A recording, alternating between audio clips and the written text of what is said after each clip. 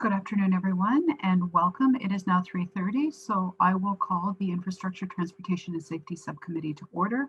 Are there any disclosures of pecuniary interest and the general nature thereof? Seeing none, moving on to delegations, we have none scheduled. So item number 4 is report of the Director of Infrastructure and Development Services, and item 4.1 is Lakeside Drive Transportation Review. So Mr. Cricklow, would you like, or who will be going over that? Maybe you could go quickly over the report and then we can move on to the staff recommendation. Sure.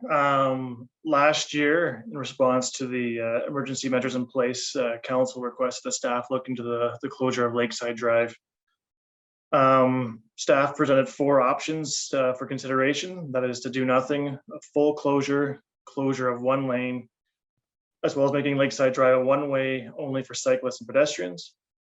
The intent of these closures was to encourage active transportation and to maintain physical distancing.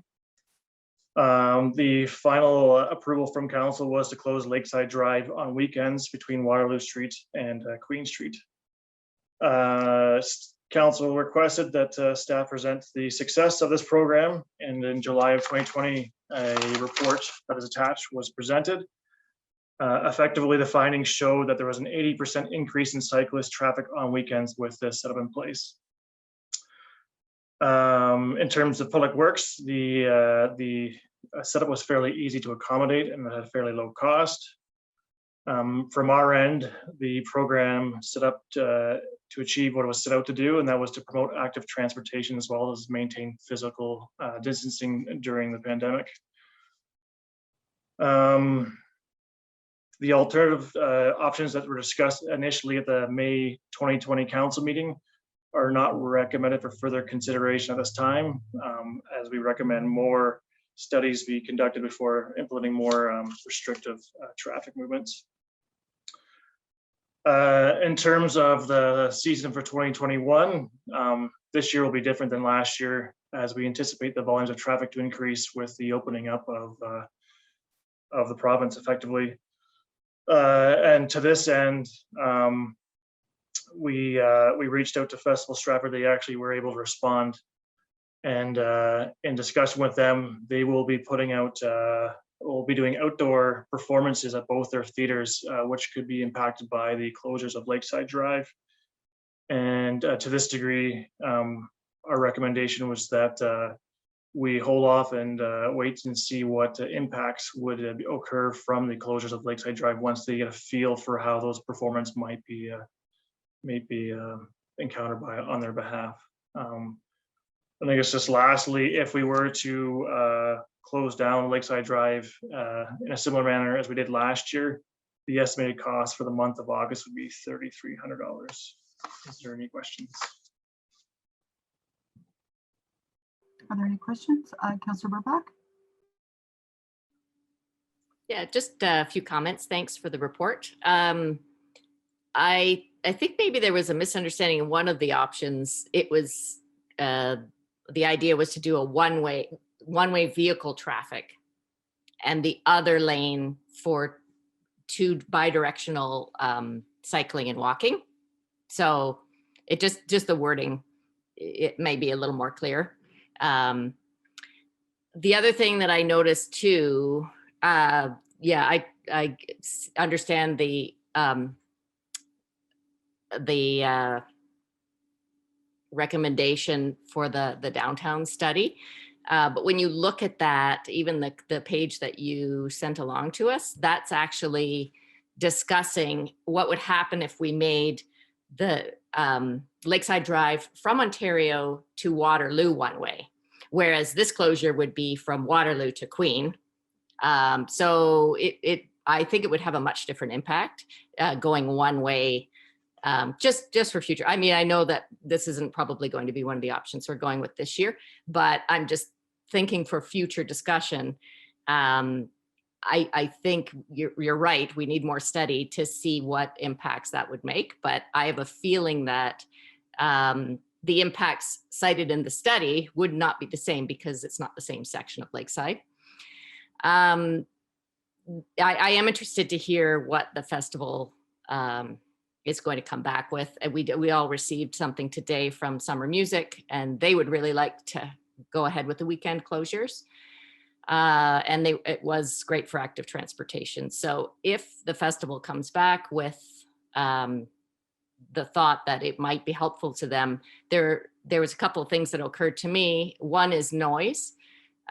So it may be beneficial if they're having outdoor, especially at the Tom Patterson Theater. If they're doing outdoor theater, there might be a reduction of noise. I don't know. The other thought is that the closure could be, and I think we discussed this last year, the closure could start after the Tom Patterson driveway. So it would be a little less of a closure to enable people to go into that front of the Tom Patterson Theater. But I don't even know if that would be helpful to the festival. But it's just another thought of ways that we could accommodate possibly having both, keeping Summer Music happy and the Stratford Festival as well. Also, the amount of traffic, I would imagine, would still be, maybe a tenth of what, or at least for the festival itself. I'm sure that we'd have a lot of people coming to enjoy the outdoor space, the park. But I don't anticipate it being anywhere near the normal traffic volume that we'd have on a regular year with the festival open. So those are just a few of my comments. Councillor Gaffney, go ahead. That's okay, Madam Chair. I'm fine. But I'll make the staff recommendation if you're interested.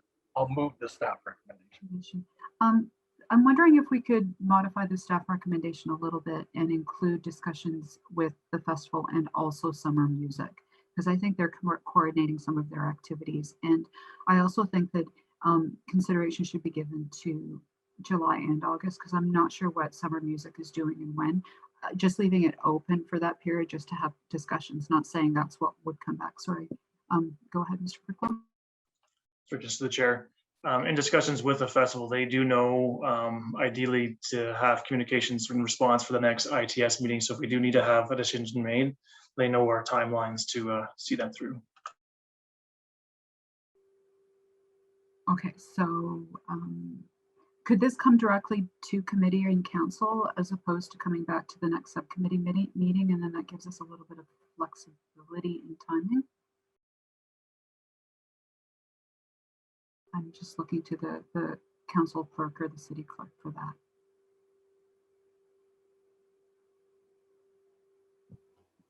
Through the chair, certainly we could make that arrangement. Okay, so that just gives us a little bit of flexibility in when it might come back. Okay, so Councillor Gaffney, would you be amenable to the couple changes that I had? Yes, please, Madam Chair. Okay, any other discussion on that? Okay, all in favor? Opposed, if any, and that's carried. Thank you so much. So moving on to item number 5, which is report of the project manager, and 5.1 is Queen Street Major Storm Trunk Sewer Public Engagement and Recommendations. So who would like to talk about that one? Is that you again, Taylor? Okay, go ahead. Thank you. Yeah, through the chair. Our project manager recently just had a child, so his hands are full. So I'll respond to this. Just a high level, I guess, to begin with. In the early 2000s, there were several severe rainfall events in back-to-back years that led to some environmental assessments and master plan studies be conducted. A large majority of the larger scale projects have already been put in place, and Queen Street is one of the last remaining larger scale capital recommendations from those studies. With the Queen Street trunk sewer, what is being proposed is to alleviate what they call the Collegiate arch trunk system, which is effectively the area just east of downtown, and the storm system that actually is underneath downtown itself. Effectively, this diverts the flow from that area to or down Queen Street to just effectively split up the watersheds that contribute to both storm sewer systems. The environmental assessment was updated a couple of years back, and this has been put into previous budgets with the hope of receiving funding for it. But without that happening, we look to fund this fully through long-term financing for the most part, and which was included in the 2021 budget. Most recently, the project manager conducted a virtual public engagement session, which outlined slides and drawings of what's being proposed for construction. Largely, this included things like timelines, potential impacts to residents, and any other frequently asked questions. Just from a high level, the construction itself will be most felt at the intersections of Brunswick and Trinity, Brunswick and Queen, as well as down by closer to the theater itself. And that's where you'll see the open excavation. If anyone's actually seen the drawings for Queen Street and Lakeside Drive, there is anticipated removal of approximately 11 trees in this situation. We have been in good contact with the festival to see what kind of workaround can be made in terms of our construction and their ongoing potential theater season. In the actual public engagement process, the main concerns that were raised were related to noise, hours of operation, traffic, and vibration. And in the FAQs, there was a response for each of those questions. If this is approved to go to tender, the intent is to start construction in September 2021. And then the anticipated completion of construction would be approximately April 2022. Like I said before, the majority of the financing is anticipated through long-term financing. Is there any questions? Go ahead, Councillor Gaffney. Thank you, Madam Chair. Couple things, Taylor. You mentioned the original stormwater management model and master plan, and I happened to be on City Council at the time, so I remember it well. My question goes to: are we fairly comfortable going ahead with this project and then going into a storm model master plan update, with the fear being, would the people looking at it in 2021 feel we should be going with a different plan in 2000, or that are looking at it in 2021 with the same plan that they came up with in 2006 be compatible? Like, have the standards changed or anything like that? Right, through the chair. Great question. The studies and the EAs that were done back in the early 2000s were limited. There isn't a lot of space to have many other alternatives in this area. And this is a kind of a large scale proposal being made here, but there wasn't much other option to alleviate what is known and recorded to be an area that has flooding issues. Anyone who's been underneath the Avon Theater during a high flow event can hear the gushing water down the storm sewer system there, right? So it is definitely something that will alleviate the pressure in the downtown core, as well as provide an outlet for the areas just east of the downtown core area. So yeah, but you understand my question goes to, we don't want to finish this project, have the new master plan people come along and say, well, you didn't make the discharge big enough. That's the concern, that we're not digging it up next fall to fix any problems. So my other question goes to surface changes generally between Valentine, but maybe between Water Street and Riverside, River Drive. Are we doing some improvements? And my question goes to sidewalks and stuff coming down from the festival to mainly the parking lot, but yes, right down to River Drive, because it's always been a concern of people just sort of. I see Jody nodding her head. She understands what I'm saying. So I was just wondering if that's part of this.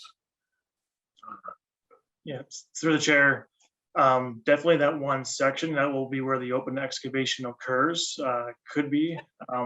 My focus, the drawings before have been on the larger scale open pit part of itself. I can review to see if sidewalks have been included for, it definitely could be considered between Ballantyne and Lakeside, because a lot of the area will be under construction. Beyond that, that would be not necessarily in areas that would be under excavation. Yeah, that's why I asked the question, whether it be part of this project or if it to me, it's something that should be on the radar at some point moving forward. So thanks, Taylor. I was going to say, given the cost of the overall project, and if you dug it up anyways, it may not be a large additional cost to include some pedestrian infrastructure along there. I think if you're going to have to resurface it anyways, it's worth looking at for sure. Okay, Councillor Seven, go ahead.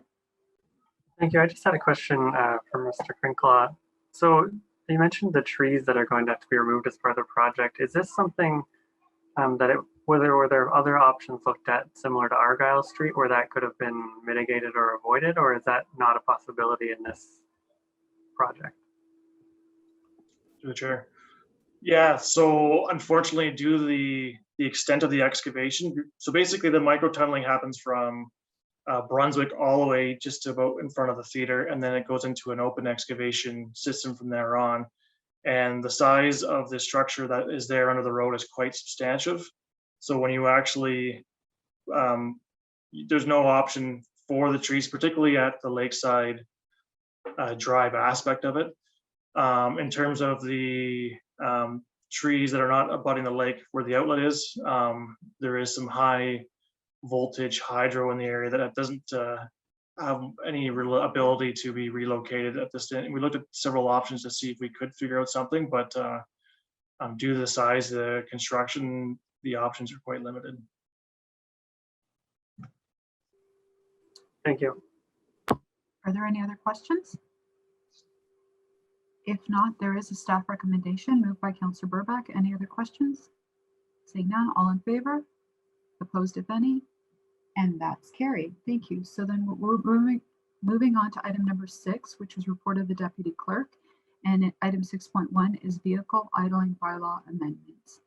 Mr. Bantock, go ahead. Thank you. Through the chair. The purpose of this report is just to provide follow-up on a review of the city's vehicle idling bylaw following council direction to investigate and report back.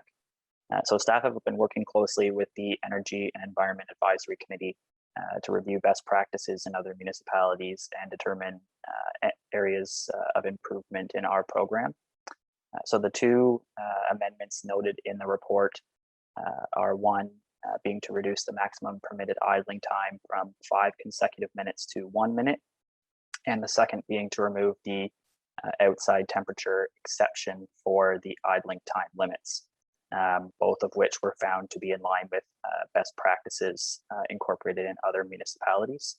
So recognizing the current limitations of the enforcement resources, there's also a significant focus, as noted in the report, on these changes related to increasing the spread and awareness of information and communications.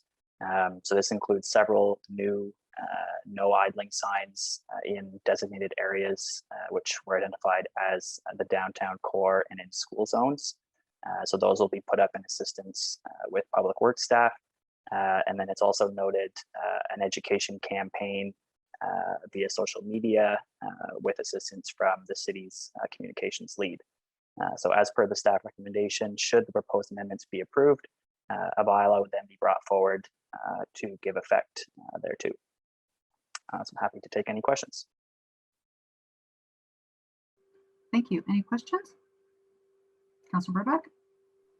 I just had a comment. Thanks, Chris, for doing that. I think it's a great report. And I think our timing is pretty good now that some of the COVID takeout and so on will be sort of reduced. This is a really great time to have that education campaign to remind people that they don't need to be sitting in their car and idling. So I think the timing is really good right now. Any other questions? Councillor Seven? Thank you. Yeah, I just had I guess a comment. I guess I'd be curious to know how much enforcement is, like, are there even any tickets, I wonder about, for the 5-minute bylaw? It just seems that 1 minute is, I mean, I appreciate the signing and things, but I feel like 1 minute is pretty well, I don't know how you would ever enforce that. And I guess my concern is, I don't oppose it. I guess my concerns are any number of different people in different scenarios, people with young children, people, elderly people, or people who, when it's hot or when it's cold, or people who are, I just have some concerns. I think, I don't know. Like I said, I'm not opposed. I just think it's not really enforceable, and it's not really, I don't know. I just think that it almost feels like shaming people into sort of, I don't know. I just think of, with my young kids, if we wanted to stop somewhere or downtown or something, or people who aren't able to walk somewhere, and in the heat that we've had this last week, I just can't imagine. I don't know. I guess I just have mixed feelings about it. I don't oppose it, but I just don't see it as enforceable is my concern. And I would be interested to know if we do, you probably don't have that information now, but if we do actually ever ticket anybody at the 5-minute mark.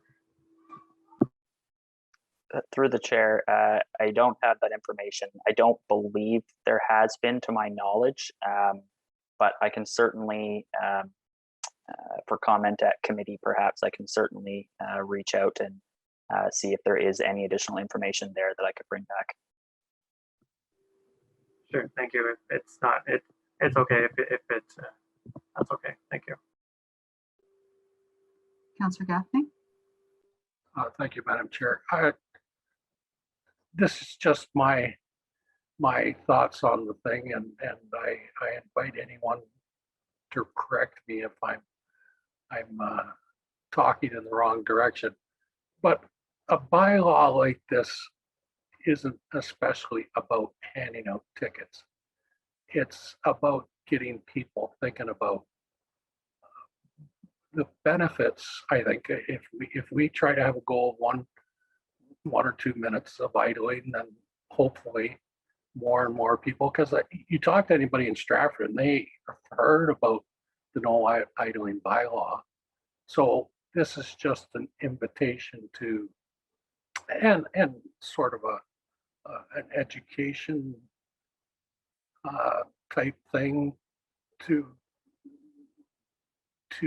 make people understand that, again, you don't have to have your car idling for 5 minutes. 1 minute will do fine to get the oils warmed up. And when we all have electric vehicles, we won't even have to worry about that anymore. But so I don't know if is it so much about handing out tickets, or so. That's just my observation on some of these bylaws sometimes. Thanks. Thank you. I do know that when the school, we do some of the school patrolling, and when the active transportation, part of the campaign of you shouldn't be parking there is also, we noticed your car has been running much longer than it should be, and sort of encouraging parents to, turn the car off and maybe walk, or park further away and walk. So it's sort of a campaign that can build on other campaigns around active transportation and allowing children to walk to school and things like that as well. So that's just, and I'll add, as we do switch to electric and hybrid cars, one of the nice options of the hybrid car is you can run the AC and the heat off the battery and not off of the internal combustion portion of the engine. Councillor Seven? Yeah, thank you. And so I certainly don't disagree with the comments. I guess for me, I'm just torn a little bit about enacting bylaws that don't have any teeth, so to speak. It just sort of, I guess it's just internally conflicting with me, I guess, because but it's not this bylaw. I think anything we can do to limit idling is fine, and that's good, and right in the right direction, and hopefully we're around to see when there are electric cars we have to worry about idling. But I guess the nice piece about having the option is if there's a real egregious refusal to abide by the bylaw, you still have it there. So you can build a lot of education into it and remind people nicely. But then if you find you have someone that is abusing it, ad litem, then you can always, you always have that to fall back on. Councillor Burback. Yeah, my comment was going to be similar. I think if somebody like notices their neighbor and it really bothers them that they're idling for 20 minutes at a time or whatever, then the bylaw officer can come by and just notify that person. They don't necessarily have to ticket them. They can give them a warning.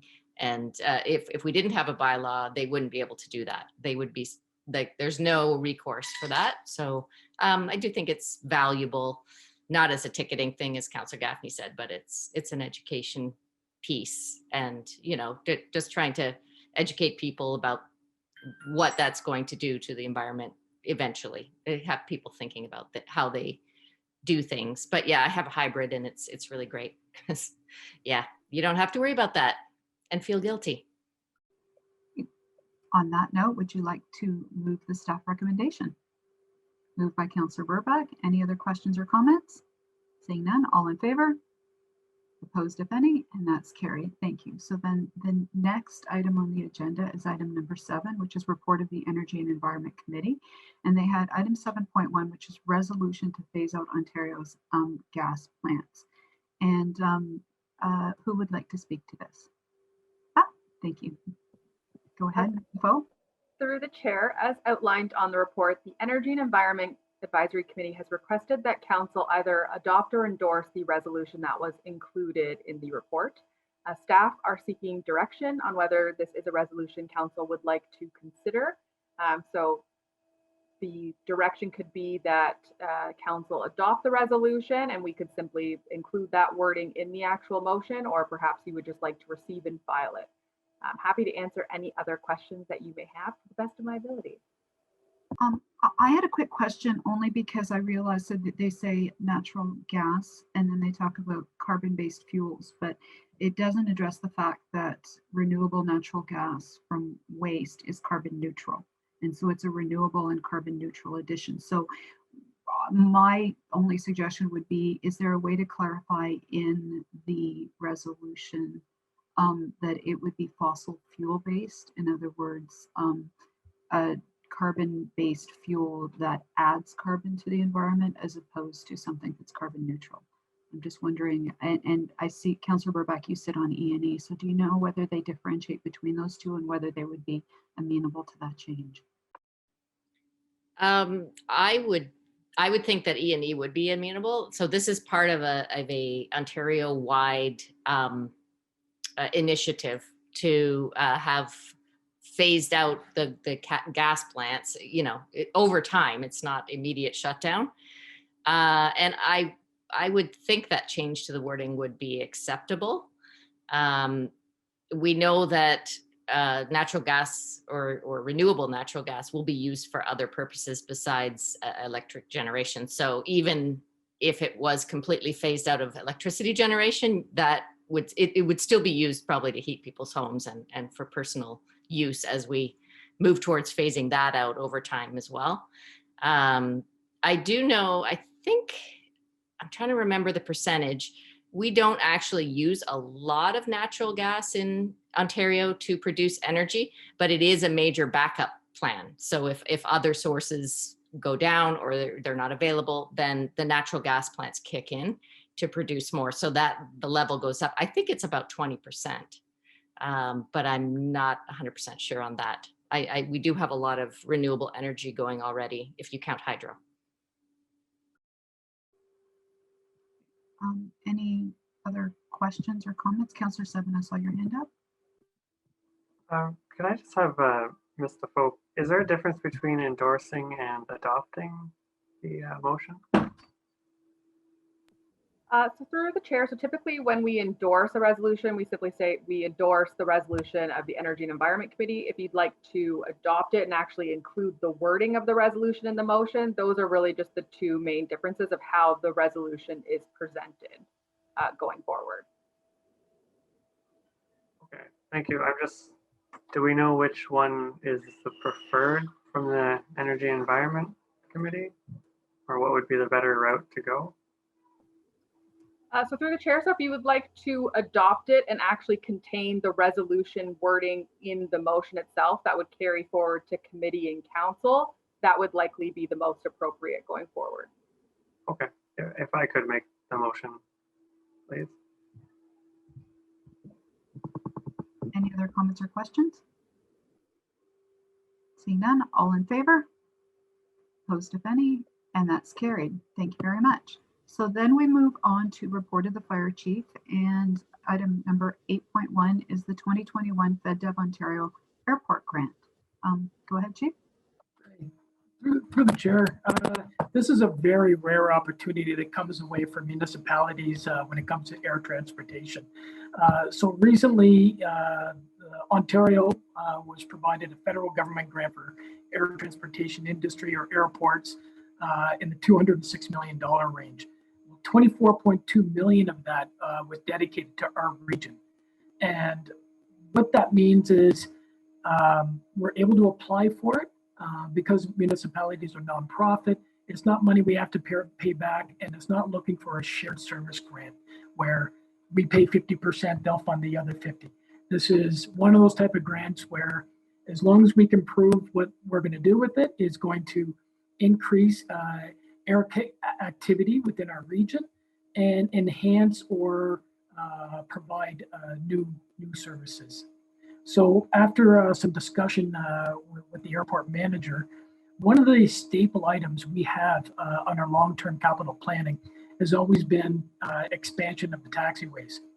And why that is critical, especially on the west side of the existing hangars, is it's kind of those, it's like a build it and they will come type of a project where if we get the funds to expand the taxiway, it doesn't come from our capital reserves.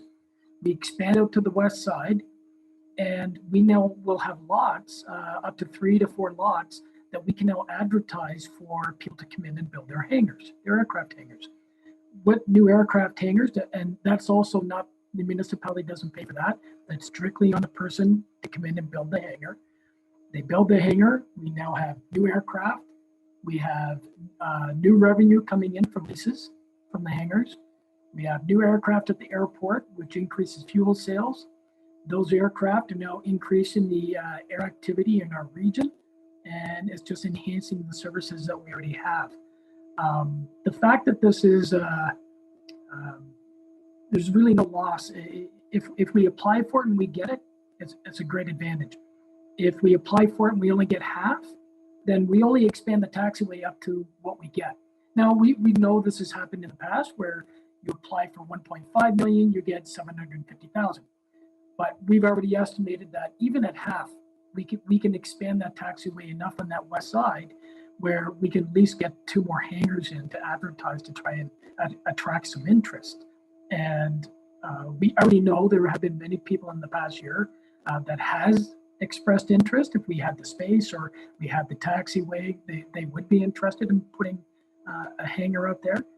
And this really comes back to our service delivery review as well. We're trying to think of new ways to increase revenue out at the airport, increase that economic activity in the airport, which can spill over to economic activity within the city itself. So there really is no harm in applying. And if we get it, fantastic. And if we don't, we're no farther ahead. But this is still an item that's always been on our capital reserve plan, like I said. And I would hate to see this very rare opportunity kind of slip past us if there is a chance where we can increase the value at the airport. So quick question for me, because you know that I bring it up every budget year. Does this, do the opportunities in this, I mean, it's all, I mean, we could oppose this, but I have no idea why we would if it's, unattached, non-matching funding. But does this get us closer to the airport being cost neutral, like that it's no cost to the tax base? So through the chair, everything helps to do that. Part of what we're doing right now with the service delivery review is reviewing everything out there and coming up with plans to get us closer to that cost neutral. And considering we wouldn't have to spend our own reserves to expand this taxiway, this just gets us that much closer. So whether it's revenue from fuel sales or revenue from new hangar leases, this is all getting us closer to that mark. So are there any other questions? Councillor Seven? Thank you. I was just wondering about sort of long-term maintenance or operation of the airport, or things to maintain if this were all expanded. Do we know, like, would there be any big ticket items that would have to be maintained or expenses year to year if we did this expansion? No. So when it comes to expansion of the taxiways, normally if we put it all in like we're going to, normally there's a portion right in front of the hangars. We normally work with the hangar owners, and we go split costs on maintaining the parts right in front of the hangar that share that portion. But the common or the non-common part, where it's generic to everybody, to basically the airport, those last an extremely long time. It's all built into our long-term maintenance plans and preventive maintenance. It's more crack filling, but it is extremely long-term. There is no expensive short-term maintenance issues that you have to worry about with this type of expansion or taxiways, if you will. Okay, thank you. Any other questions? Councillor Burback? Oh, I was just going to say, it sounds great. I'll move the staff recommendation. Perfect, thank you. All in favor? Opposed, if any? And that's carried. Thank you very much. So next we have item number 9, which is reported to the city clerk, and it's encroachment application for 23, 27, and 31 Avon Street. Mr. Foe, go ahead. So through the chair, as noted in the report, the city received an encroachment application for parking spaces to encroach on the Avon Street and McLagan Road allowance. As per our process, the application was circulated internally, and the comments that were received were noted in the report. Staff are supportive of a revised application as noted in the report and the staff recommendation. So the revised application would permit the following to encroach. So 1 parking space on the Avon Street Road allowance on the west side of the existing sidewalk, 2 parking spaces on the Avon Street Road allowance on the east side of the existing sidewalk, and then 3 parking spaces on the McLagan Drive Road allowance with the addition of curb stops to ensure that vehicles do not park or extend over the sidewalks. We are recommending it be approved. The annual fee is noted, and I'm happy to answer any questions you may have. Councillor Gaffney, go ahead. For me, thank you, Madam Chair. For me, this is an uncomfortable precedent we'd be setting here.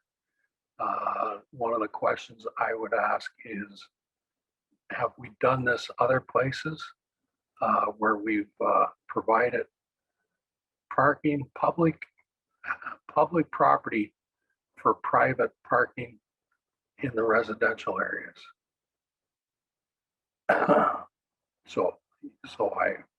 That's what makes me uncomfortable, the precedent we might be setting.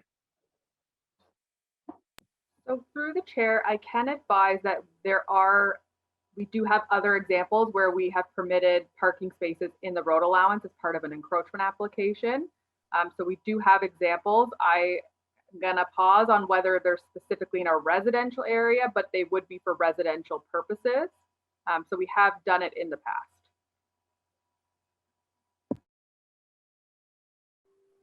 I had a question in looking at it. There seem to be a couple other sort of gravel parking areas.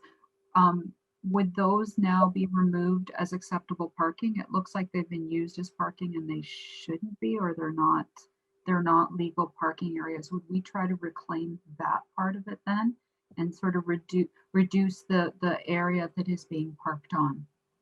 Through the chair, yes. So we would reclaim those and we would ask the current owner to return them to their original state. So the only spaces that would be permitted to encroach on municipal property are those that are listed in the recommendation, and we would have the owner enter into an encroachment agreement that would be registered on title, and then that would carry forward. So those would be the only permitted parking spaces to encroach.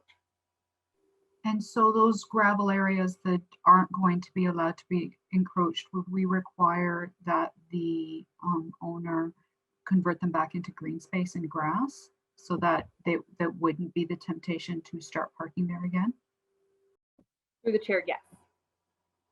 And this would be incorporated into the encroachment agreement that would be executed between the city and the property owner. Okay. Councillor Burbach and then Councillor Gaffney. Thank you. Yeah, I just had a question. Like as I read through the report, it said engineering, we're not in support, planning, we're not in support. But that was of the original request. Have they reviewed what is being put forward now and they have come around to that being okay? Like how did that process work? So through the chair, yes. So the application was recirculated and we received additional comments. So the spaces that are recommended to encroach, they don't obstruct any municipal servicing that's in the area. And then we did note that if there were additional parking spaces to be added in the future, then they would be required to follow the planning application process noted in the report. So staff are in agreement and do recommend that these parking spaces be permitted to encroach at this time. Okay, thanks. I just wasn't sure if it circled back to get their approval. Thanks. Councillor Gaffney. So generally speaking, the owner of this property does not want to pay the cost to put the parking on his property because he's got lots of space in the front courtyard. So is that it's just convenient for him to have the city provide the parking? So through the chair, so it's my understanding these spaces are like long standing. They've been used in this fashion, rightly or wrongly. I do know that the property owners have discussed a potential expansion at the site. So for that, it would require an entire planning process and then all of the spaces would be required to be relocated. But with respect to whether it's most convenient, this is just the application that they submitted. And again, they are long-standing. We have had other instances such as this happen in the past. So that brings up an interesting follow-up question. If they were to redevelop that property and expand, then the city would remove this encroachment agreement and require that then the parking automatically require them to then build even that parking into the new plan.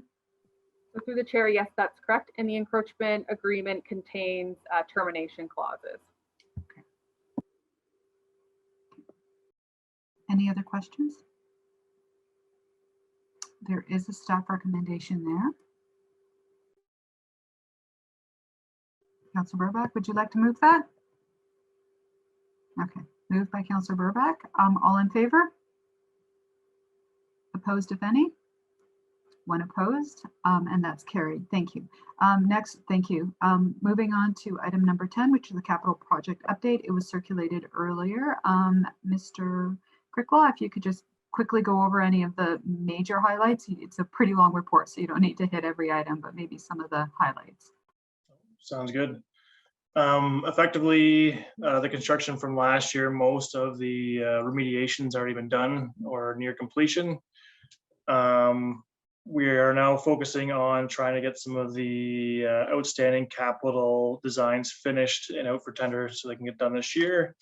They include works on some bridges and culverts, the asphalt resurfacing that closes on bids and tenders June 2nd, sidewalk projects, concrete and asphalt restoration that's ongoing, as well as some pedestrian crossing improvements that we're looking at as well.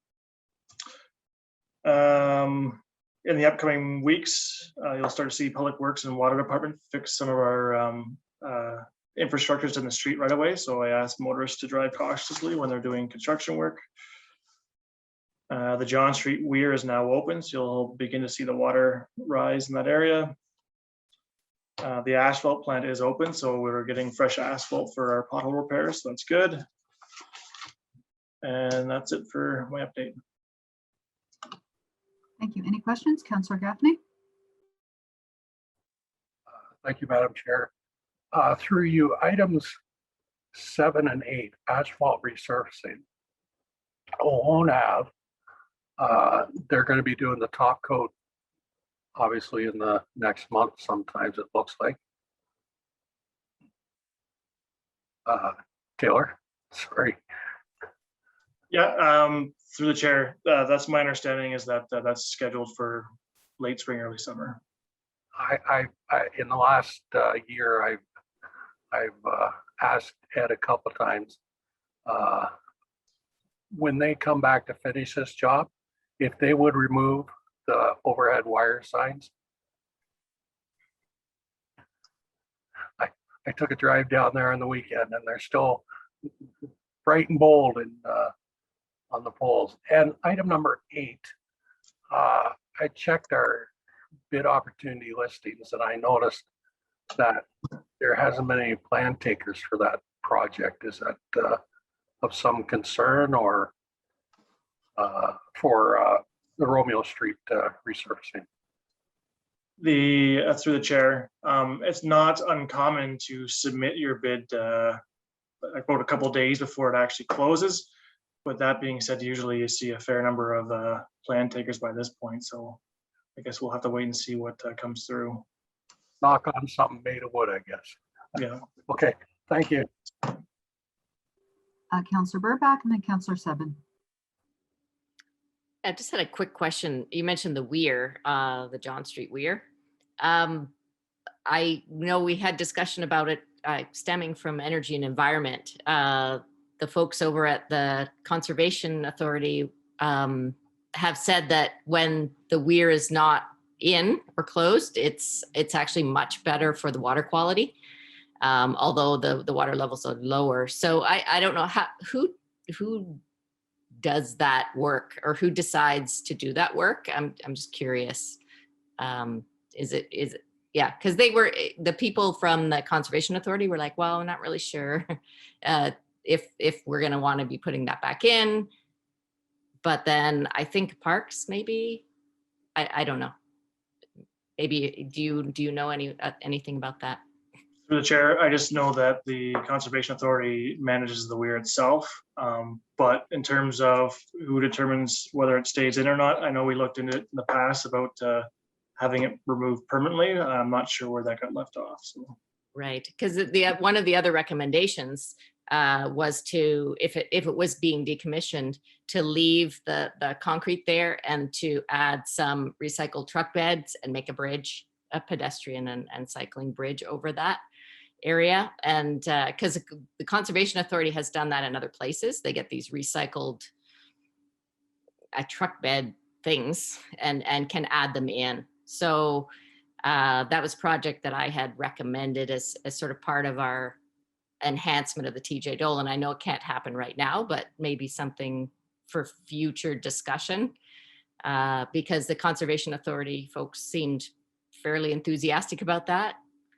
But I think there's some assumptions made on that the city wants the weir in and functioning, which I don't know if that's accurate or not. So anyway, just a food for thought. So this has come up a couple times. Would you like to make a motion that staff reach out to the Conservation Authority and see where they're at with the weir and come back and let us know like what their formal position is on it and our options for it? Because it'll just keep coming up again. Yeah. Don't ask. Yes, I would like to make that motion. I'm glad I thought of that. That's good. I'll make that motion. And the other part of it is that staff are really very busy and we are a little short staffed, so it might take some time, but at least if we make a motion to put it on the list, if ever there is some free time, then maybe it'll be on there. Okay, any other questions on that? If not, all in favor? Opposed, if any? And that's carried. Thank you. And any other, oh, Councillor Seven, you were up. Thank you. It's not related to the update, but I did have a question. We've had the green bin program for, I can't remember, it feels like it's been a couple of years almost anyway. And the initial proposal was that they were going to have one truck for the collection of garbage and the green bin, but I still see a separate truck coming around for garbage and for green bin. I'm just wondering, it was sort of the understanding that they were leasing some or renting some until they purchased them, but it seems to be, 2 years or so into a 7-year contract and they still don't have them. I just wondered if we could, I don't know, if you have any more information or if we could find out what the status is there. It just seems not ideal to have 2 different trucks going around, but. Councillor Gaffney, did you have a point on that? Yeah, they do have, well, they have at least one because I've seen it. So that's all I can add to that, I guess, that I have seen one, at least one. So, and Councillor Burback? Yeah, I did have this conversation with Kate not too long ago because they actually were asking why their garbage and the green bin were going into the same truck. And it actually has an opening and it looks like they're just dumping it all in the same area, but there's an automated system that will go switch back and forth. So, but I do know that truck is not traveling to all the routes yet. And it has something to do with efficiencies and so on. But also the green bin program hasn't been fully expanded yet. So once we get to sort of the multi unit and all the downtown, then hopefully we can expand to have the dual truck for all the routes. But that's just my understanding. Oh, maybe Fire Chief has some info. Only if I can, through the chair, just because Taylor wasn't here for that part. I remember Ed answering this question about 1.5 years ago. The person that had that received the contract, they had already purchased certain type of vehicles for this collection, and I don't know how long that person, the contract owner, is going to just be using this type of vehicles that he has currently before he starts switching over to new vehicles. And I don't know if he purchased the vehicles for the collection or if he leased them, the company, but I know that's tied into how they got the contract to begin with. So it could take a little bit of time, Councillor Slevin, to weed out certain types of vehicles for the collection and move to ones that are more efficient. Perhaps, this can be something that Ms. Simpson can just reach out to the company and see whether they have a timeline for conversion to all the dual bin trucks and see if we can get an answer back. It may be quite simple to ask that question. Councillor Burback? I also remember, I think it's a 3-year contract for this. The garbage and recycling was the 7-year. So we're 1.5 years in. So if we're not happy with it, then we can look for somebody else.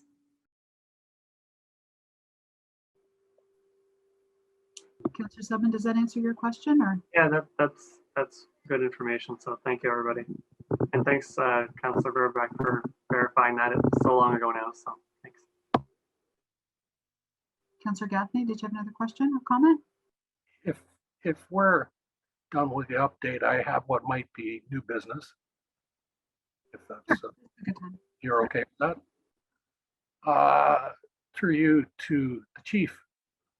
We got a letter this afternoon from somebody that was concerned about the fireworks during the holidays. And one of the points they made is that it goes on for, 2 or 3 nights, different parts of the city. And there's some that do it every night for those 2 or 3 days. So my question is, could we look at, like, I'm not sure what our fireworks bylaw says, but could we be more restrictive on when it could be done, like May 2/4, the Sunday of May 2/4, between the hours of such and such, and that's it, or is that maybe a step too far? So through the chair, the reason the bylaw was put in place was to address exactly what you just said and exactly what the person emailed in. So the bylaw restricts currently when they can be sold, who can sell them, when they can actually be used, what days a year and what times on those days. It is very, very restrictive as it is right now. The things that we don't do is we don't know somebody setting them off after the certain hour that they're allowed to be, or before the certain hour. or on the day unless someone calls. So unless somebody's calling the police or calling the fire department and say somebody's in contravention of the bylaw, unless we hear it from the fire station or if we happen to be out at another call, we don't know. So we really do have a very restrictive bylaw right now, and it is. I'd have to say for the majority, it is followed very well in this community. I can't even think about why people would be shooting them off when they're not supposed to, but I'm sure it happens. I would just say if the members of the community, if it is happening, please just call us or the police and we'd be happy to go address the situation. Thanks. Well, maybe we could, again, through you, Madam Chair, like in the town crier, 2 weeks before May 2, 4, and then 2 weeks before July 1st, just sort of put in the highlights, you know, the major bullet points. I see Tatiana's got something to say.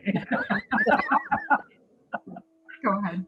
So through the chair, we do actually include ads in the town crier leading up to Victoria Day.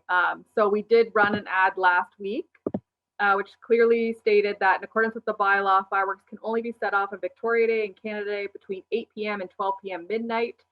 In the event of weather conditions such as rain, fog, smog, or wind on Victoria Day or Canada Day, fireworks may be set off the day before or the day after. And then we include information on where fireworks cannot be set off. We provide information about firecrackers, flying lanterns, which are prohibited. And then we also included a lovely COVID memo as well. So we do include it, but perhaps we could do a bit more on social media or potentially use other mediums such as radio ads. We can definitely take that back. And we'd be happy to do that. I got to get out more. I missed all the information. So I was going to say that maybe the communications lead can work with the clerks and the fire department to come up with some kind of a social media. I know there was a barbecue video that the fire department did a couple years ago that was very well received and shared. So I'm wondering whether there could be something like that sort of worked amongst staff to promote the bylaw a little bit more. And we'd be happy to do that leading up to Canada Day, which is our last day of the year to start using fireworks. It's only Victoria Day long weekend and Canada Day. So we'll definitely look at that. And we got some people with some really good Frank Sinatra voices in the department that can jump on the radio. Thank you. Councilor Burbank. Yeah, I'd like to reinforce the person who sent the email. She was correct. And it was actually 5 days worth of fireworks. Like they were going off Thursday, Friday, Saturday, Sunday, Monday. Like I heard them every night. And last night. So. Yeah. And last night. So it's people are taking, anyway, what's going to be really important too, I think, is that we have the correct messaging for people as to what to do, because I really didn't know. I mean, I saw lots of complaining about it on social media, but I didn't say anything because I'm like, I don't know what, obviously bylaw officers aren't going to be around, at 10 o'clock at night. So do they call the police first off? Like give us a number, is the fire department ready to respond, going around and telling people like, knock it off kind of thing? Through the chair, I would prefer the fire department. The fireworks bylaw does fall under the fire department. So we would prefer to be the ones to do the enforcement. When we arrive on scene, if we find it's a very large, unruly crowd, that's when we'll contact the police and have them join us.